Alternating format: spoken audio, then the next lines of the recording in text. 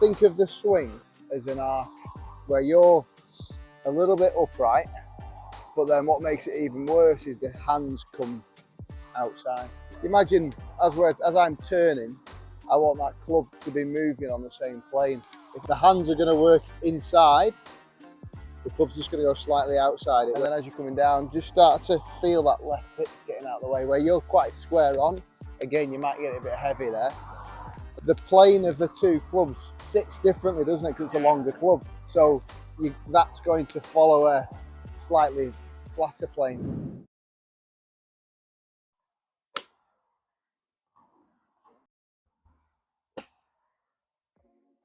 Okay, let's have a look. There's a lot of good stuff in here, but from behind, what I'd say is essentially your swing's too steep coming down. So here, that left arm gets a little bit steep, and then the club comes across the ball. You just get your ever so slightly from the outside, and that's why you slice the ball as well. Yeah. And you can hit the straight pull.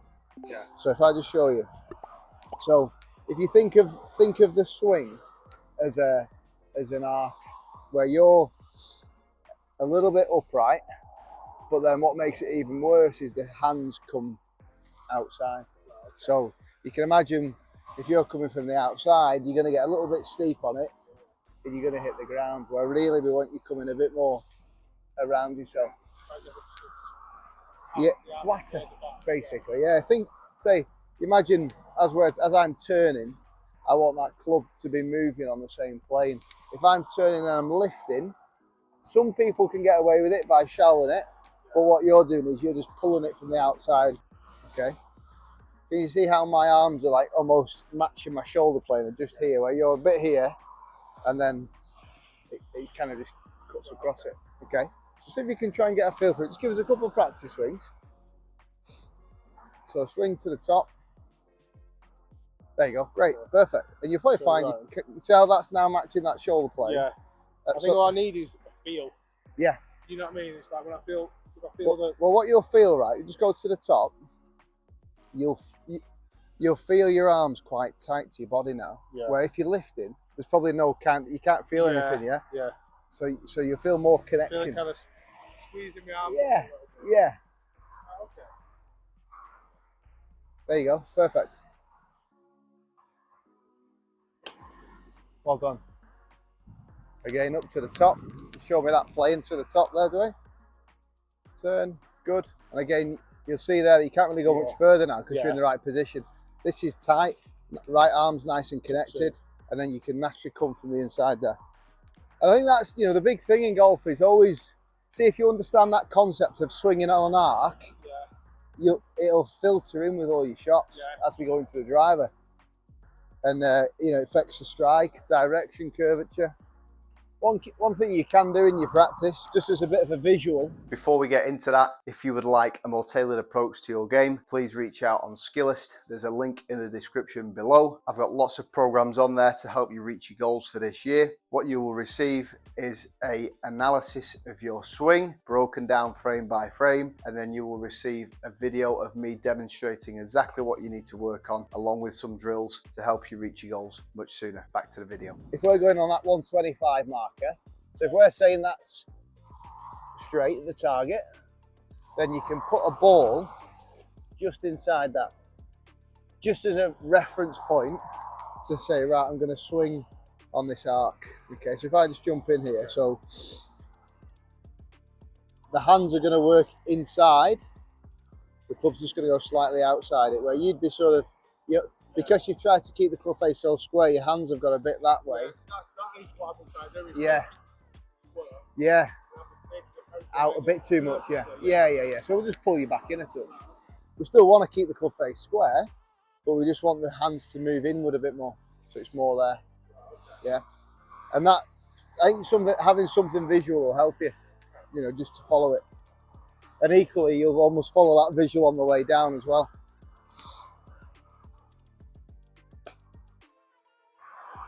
Not bad, touch heavy.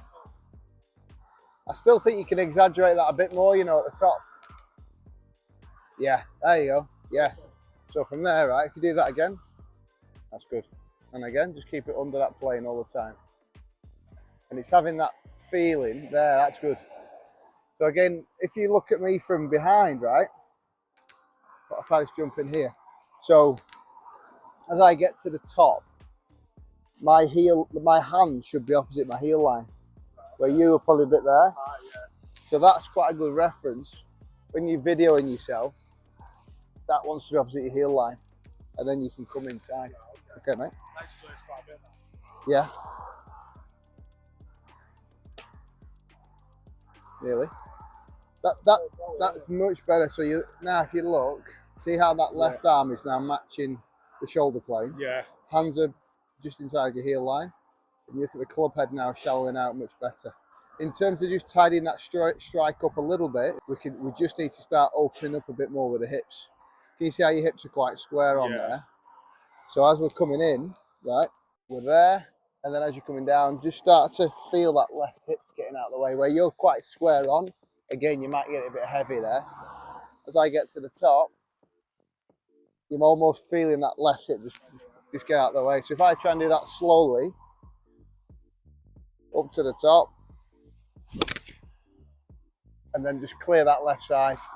So it's there. So you see how open I am there? Yeah, well done.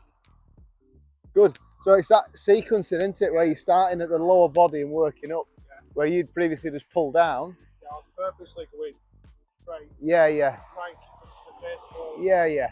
And then sometimes, and this is why it's quite often when you find with lessons, there's a sequence to stuff in there. You've learned how to keep the face closed, great. We just need to get you a bit flatter now. Yeah. Nearly. Again, the more that path's looking great now, the more you can get yourself open at impact, that strike's going to really tidy up. There, and then rotate. There you go. And again, remember, as you're coming through there, you don't want to be there. It's more turn and move forward. So rotate and then chest forward. That's it. Just do that again. Nearly.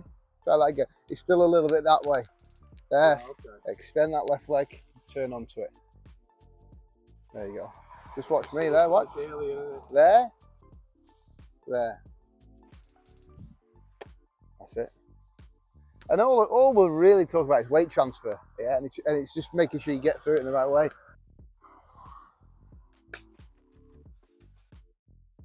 So if you look at this one now, so perfectly on plane there. Hips are starting to clear. See how we're now starting to see the hips open out a bit more. Nice finish. That's good. Well done. Let's go driver, shall we? So perhaps towards the 200 marker. Pretty much over that 75 marker there in front of us, yeah. Nice shot. Again, by flattening the plane off, it's going to make a big difference. You know, because you're coming more from the inside, you're not coming across it as much. Feel a flatter move. And again, you think about the plane with the driver, right? You'll see that the plane of the two clubs sits differently, doesn't it? Because it's a longer club. So naturally, that's going to follow a slightly flatter plane. Yeah. So again, same principle. Just think, right, well, if that shaft is 45 degrees, you're just going to follow that plane around your body, you know, and it's just getting that principle in your mind. Quite often we make it more complicated than it should be, you know. But if you think about that concept of the plane, then actually you should find a lot more consistency. You know, you're not going to throw it over the top as much, are you? Gets you turning better, hey? Yeah, that left arm's tighter to your body.